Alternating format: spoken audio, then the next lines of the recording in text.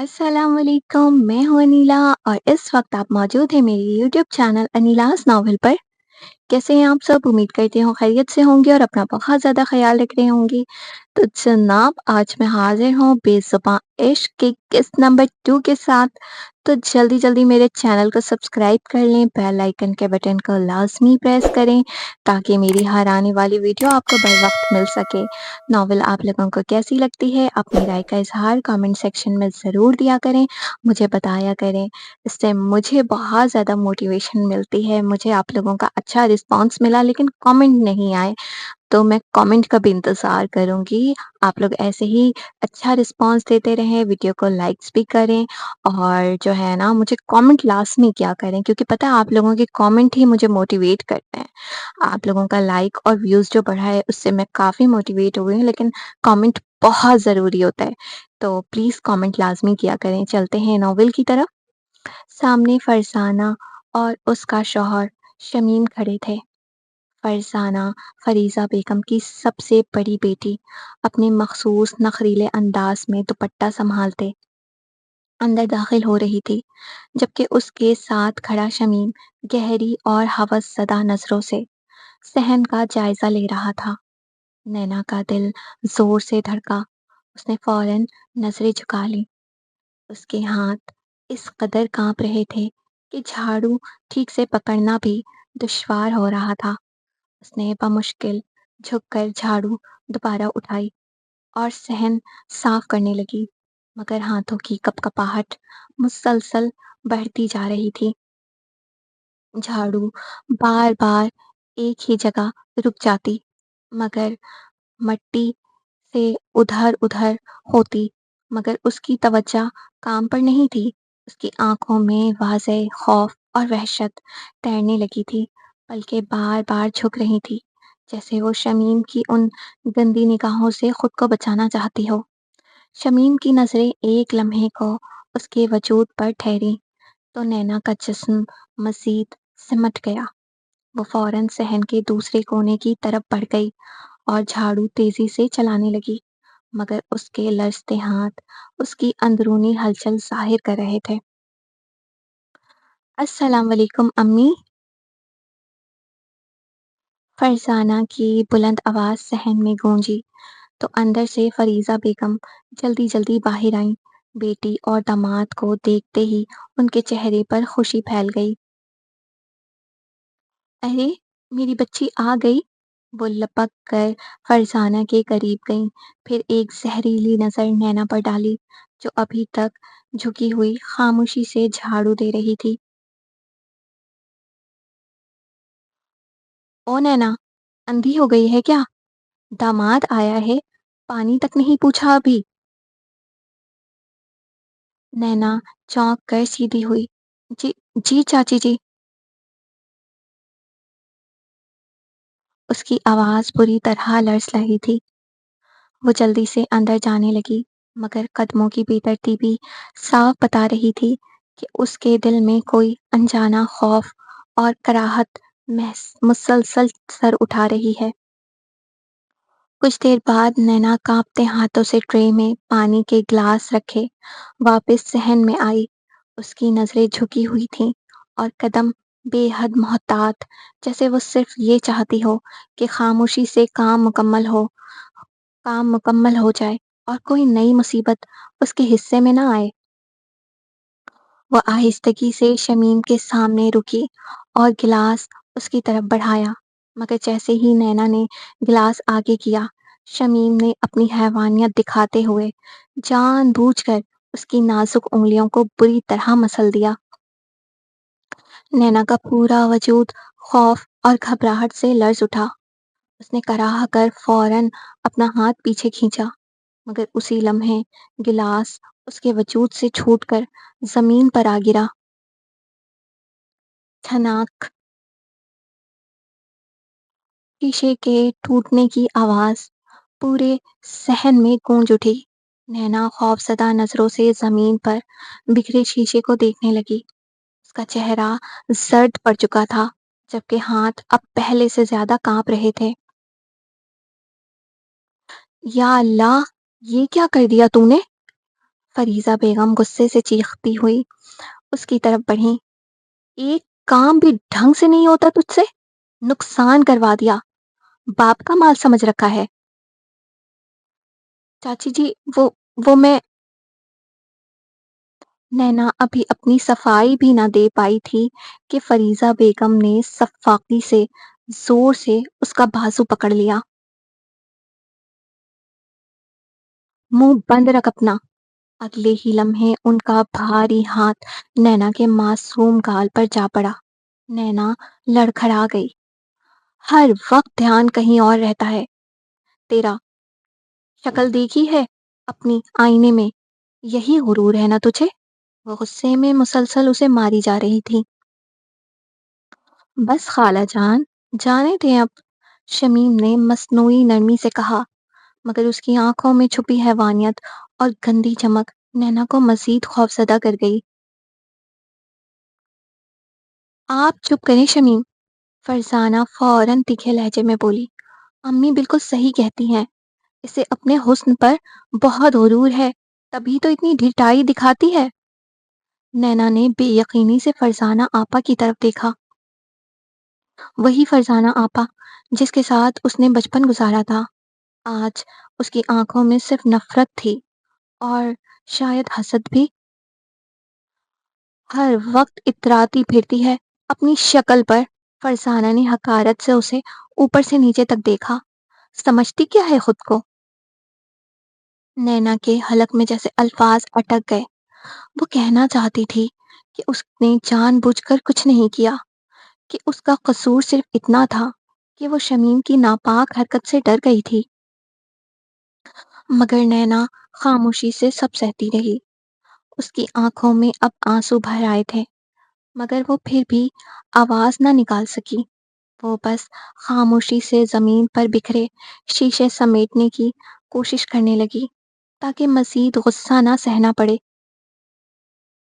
مگر جلد بازی میں ایک نوکیلا ٹکڑا اس کی انگلی میں گہرائی تک چپ گیا. سرخ گرم خون کی لکیر اس کے سفید انگلی پر ابھر آئی. نینا نے فوراً ہاتھ چھپا لیا کیونکہ وہ جانتی تھی کہ اس گھر میں اس کے زخموں پر ترس کھانے والا کوئی نہیں تھا. ہمیشہ کی طرح اس کی خاموشی ہی اس کا مقدر بنی رہی. وہ جھکی ہوئی ہاتھوں سے ٹوٹے شیشے سمیٹتی رہی. انگلی سے بہتا خون اب ہتھیلی تک پہنچنے لگا تھا، مگر کسی کی نظر اس پر نہ گئی، یا شاید ہر کسی نے دیکھ کر بھی نظر انداز کر دیا تھا. جلدی صاف کر یہ سب، فریضہ بیگم نے غصے سے کہا، اور پھر جا کر کھانا بنا، داماد آیا ہے، آج کوئی کمی نہیں ہونی چاہیے. جی جی چاچی جی، نینا نے بمشکل جواب دیا. اس کی آواز اس قدر مدھم تھی جیسے ٹوٹتے ہوئے دل کی آخری صدا ہو. وہ دوبارہ جھک گئی، مگر اس بار اس کی خوبصورت آنکھوں میں صرف نمی نہیں تھی بلکہ ایک گہرا اور خاموش درد بھی اتر آیا تھا. اس نے خاموشی سے اپنے آنسو پلکوں میں ہی جذب کیے اور دوبارہ کام میں لگ گئی، جیسے اسے کوئی چوٹ لگی ہی نہ ہو، جیسے اس کے وجود کو درد سہنے کی عادت پڑ چکی ہو. وہ جھکی ہوئی احتیاط سے ٹوٹے شیشے سمیٹتی رہی. انگلیوں سے بہنے والا خون اب بھی ہلکے ہلکے رس رہا تھا، مگر اس نے پرواہ نہ کی. پھر وہ خاموشی سے کچن میں چلی گئی اور کھانے کی تیاری میں مصروف ہو گئی. صحن میں فرزانہ اور فریضہ بیگم بیٹھ کر باتیں کر رہی تھی. کبھی محلے کی عورتوں کا ذکر ہوتا، کبھی رشتہ داروں کی باتیں، اور کبھی نینا پر طنز. اتنے میں دروازے سے دو لڑکیاں اندر داخل ہوئیں. السلام علیکم امی. یہ فرحانہ اور رخسانہ تھی جو اسکول سے واپس آئی تھی. فرحانہ 10ویں جماعت میں تھی جبکہ رخسانہ 9ویں میں پڑھتی تھی. رخسانہ عمر میں نینا کی ہم عمر تھی، 16 برس کی، مگر قسمت دونوں کی ایک جیسی نہ تھی. رخسانہ کے ہاتھوں میں کتابیں تھیں، چہرے پر بے فکری تھی، جبکہ نینا کے ہاتھ ہمیشہ برتن جھاڑو یا مٹی سے بھرے رہتے تھے۔ نینا کو کبھی اسکول جانے کی اجازت نہیں ملی تھی۔ فریضہ بیگم کا کہنا تھا کہ یتیم لڑکیوں کو پڑھا کر کون سا افسر بنانا ہوتا ہے، گھر کا کام سیکھے وہی کافی ہے۔ مگر اس کا دل پڑھنے کو ترستا تھا۔ جب بھی وہ فرحانہ اور رخسانہ کی کتابیں دیکھتی تو اس کی آنکھوں میں عجیب سی حسرت اتر آتی۔ لفظوں سے اس کا ایک خاموش رشتہ تھا۔ پڑوس کے گھر میں رہنے والی ایک لڑکی جو کبھی فرزانہ کے ساتھ اسکول میں پڑھتی تھی، اسی نے چپکے نینا کو تھوڑی بہت اردو پڑھنا سکھائی تھی۔ وہ ٹوٹی پھوٹی انگریزی بھی سمجھ لیتی تھی اور چھپ چھپ کر پرانی کتابیں پڑھا کرتی تھی۔ البتہ قرآن سے اس کا تعلق سب سے خوبصورت تھا۔ فراز صاحب نے بچپن میں ہی اسے مدرسے بھیج دیا تھا، جہاں اس نے قرآن پڑھنا سیکھا، اور اس کی آواز میں عجیب سا سوز تھا۔ جب وہ تلاوت کرتی تو یوں محسوس ہوتا جیسے کسی نے درد کو لفظوں میں ڈھال دیا ہو۔ فراز صاحب اکثر نم آنکھوں سے اسے سنتے رہتے، اور نینا، وہ ہر روز چپکے سے آسمان کو دیکھ کر سوچتی تھی کہ اگر قسمت ذرا مہربان ہوتی تو شاید اس کے ہاتھوں میں بھی آج جھاڑو نہیں، کتابیں ہوتی۔ وہ چولہے پر سالن چڑھا چکی تھی۔ دھیمی آنچ پر پکنے والے مسالوں کی خوشبو پورے کچن میں پھیل رہی تھی، مگر اس کے اندر ایک عجیب سی بے چینی مسلسل جاگ رہی تھی۔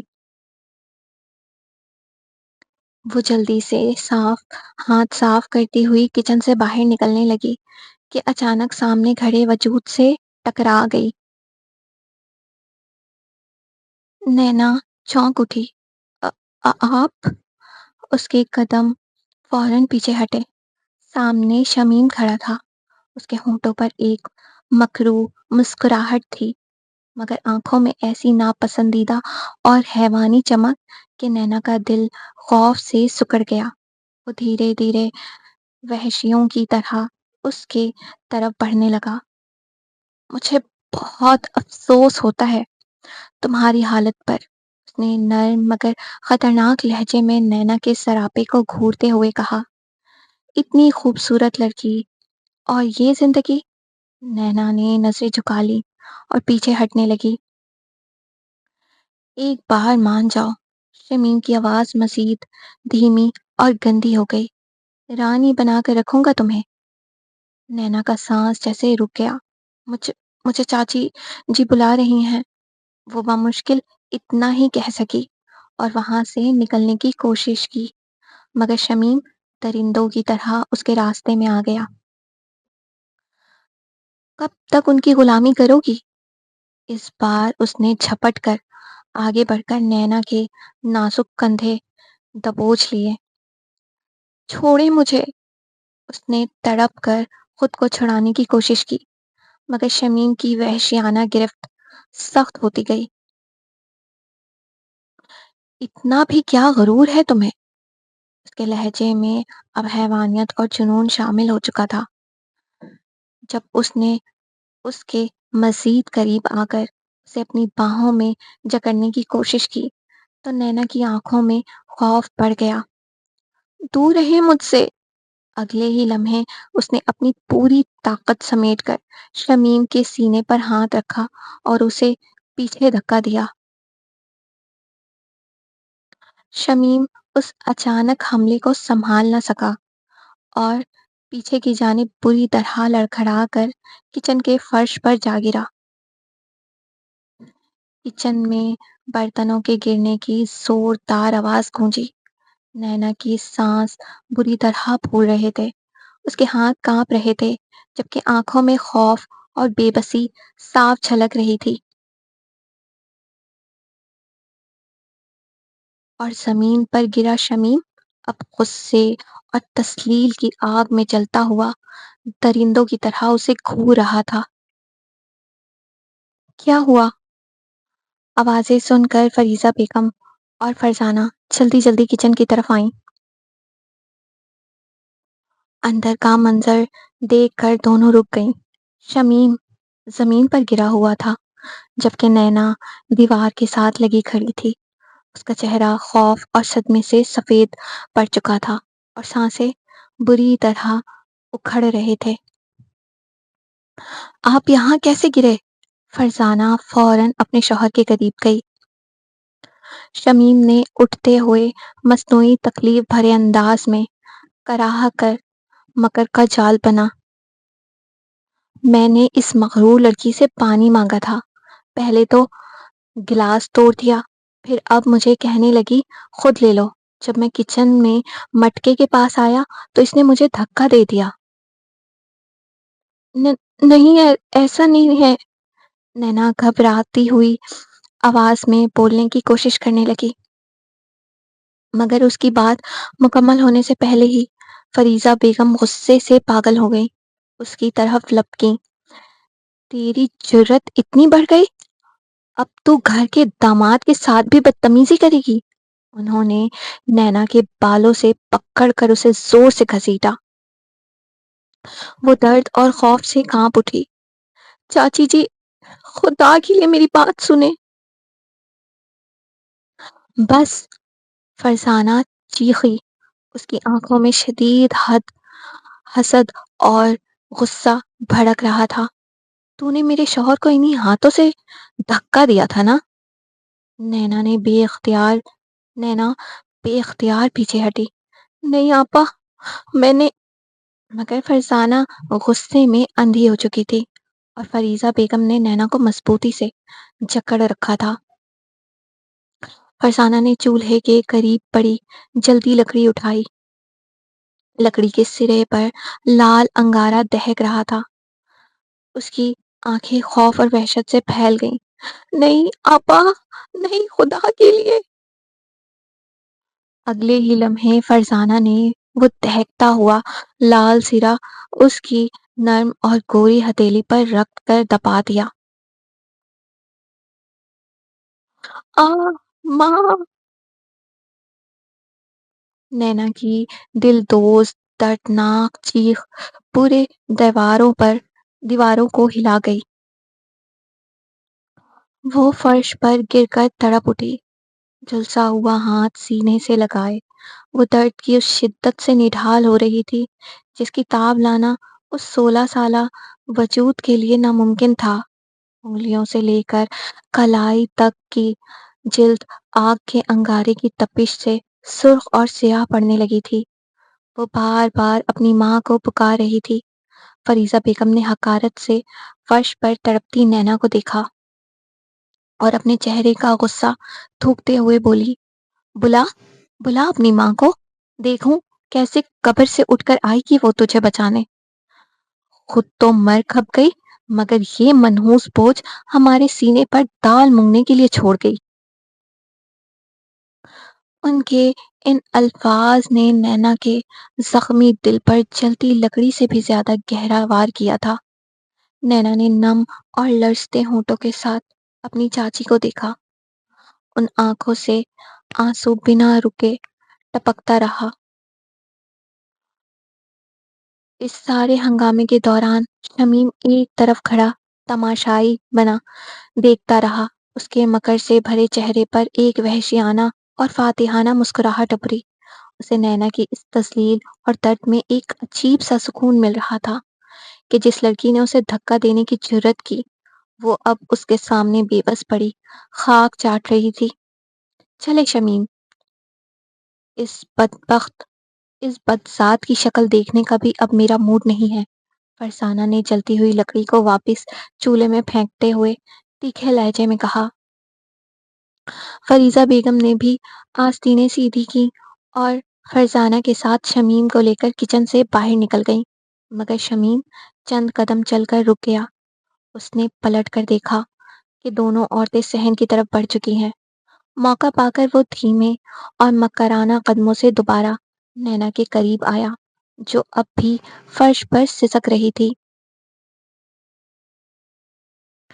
وہ نینا کے سرہانے جھکا۔ اس کے چہرے پر موجود حیوانیت اب بالکل صاف تھی۔ اس نے نہایت دھیمی مگر زہریلی آواز میں نینا سے کہا، اگر میری بات مان لیتی تو اس تکلیف سے بچ جاتی۔ اس کی آواز نینا کے کانوں میں پگھلے ہوئے سیسے کی طرح اتری۔ نینا نے خوف اور کراہت سے تڑپ کر اپنی بند آنکھیں کھولی اور پوری قوت سے اپنا رخ دوسری طرف موڑ لیا، جیسے وہ اس درندے کا چہرہ بھی نہ دیکھنا چاہتی ہو۔ شمیم نے اس کی اس بے بسی پر ایک آخری طنزیہ نظر ڈالی، اپنے ہونٹ چبائے اور فاتحانہ انداز میں مسکراتا ہوا کچن سے باہر چلا گیا۔ کچن میں اب صرف اندھیرا، تنہائی اور نینا کی سسکیاں باقی تھیں۔ نینا نے دیوار کا سہارا لے کر بیٹھنے کی کوشش کی، مگر ہاتھ کی تپش اور دل کا درد اسے بیٹھنے بھی نہیں دے رہا تھا۔ اس کی گوری ہتھیلی پر ابھرنے والے آبلے اس بات کی گواہی دے رہے تھے کہ اس گھر میں اس کی یتیمی کا سودا کس بے رحمی سے کیا جا چکا تھا۔ وہ اپنے جھلسے ہوئے ہاتھ کو دیکھتی رہی۔ جلتی لکڑی کی تپش نے اس کی نرم جلد کو گوشت تک جھلسا دیا تھا اور کچن میں گوشت جلنے کی بو پھیل گئی، جہاں سے خون اور پانی رس رہا تھا، اور اپنی قسمت پر آنسو بہاتی رہی، جس کا درد سننے والا اس دنیا میں کوئی نہیں تھا۔ وہ فرش پر پڑی اور تڑپنے لگی، آنکھوں سے آنسو کے سیلاب بے اختیار بہنے لگا۔ آج کے ایپیسوڈ کا اختتام ہوا۔ آپ لوگوں کو ایپیسوڈ کیسی لگی؟ اپنی رائے کا اظہار کامنٹ سیکشن میں ضرور دیجیے گا، کیونکہ میں آپ لوگوں کے پیارے پیارے کامنٹ کا انتظار کروں گی۔ آپ لوگوں کے کامنٹ ہی مجھے موٹیویٹ کرتے ہیں، تو مجھے لازمی بتائیے گا آپ لوگوں کو یہ نیو ناول کیسی لگی اور اس کی ایپیسوڈ کیسی لگ رہی ہے، اور کس چیز کا آپ لوگوں کو بے صبری سے انتظار ہے۔ آئی نو دیٹ، میں جانتی ہوں، لیکن میں آپ لوگوں کے منہ سے سننا چاہتی ہوں، تو لازمی مجھے بتائیں، ٹھیک ہے؟ اور ایپیسوڈ کے بارے میں بھی لازمی بتائیے گا، ٹھیک ہے؟ اپنا بہت زیادہ خیال رکھیے گا۔ ملتے ہیں نئے ایپیسوڈ میں۔ اللہ حافظ۔